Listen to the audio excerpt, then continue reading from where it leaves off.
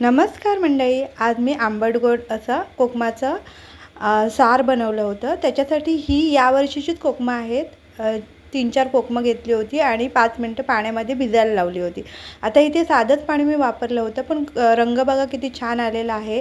तर आता त्याच्यानंतर इथे मी फोडणी करून घेते. फोडणीसाठी तेल घातले पातेलीमध्ये. त्याच्यानंतर पाव चमचा जिरं, पाव चमचा राई घातली आहे, थोडंसं हिंग घातले, कढीपत्ता घातला आणि लसूण घातले. अगदी बनवायलासुद्धा सोपं आणि खायलासुद्धा खूप छान लागतं आंबट गोड. त्याच्यानंतर याच्यामध्ये मी हळद घातली. आता ही फोडणी करून घेतली. त्याच्यानंतर जे भिजवलेलं कोकमाचं पाणी होतं ते घातले. त्याच्यानंतर याच्यामध्ये जी कोकमं घातली होती ती मी उकळी आल्यानंतर ती काढून घेतली आहेत, कारण त्याच्यामुळे सार जास्त आंबट झालं असतं. तर त्याच्यामध्ये मी मीठ घातलं आहे, गोडासाठी थोडासा गूळ घातलेला आहे. बघा मस्त असं भातावरती खाण्यासाठी आंबट गोड असं कोकमाचं सार तयार आहे. मला फार आवडतं.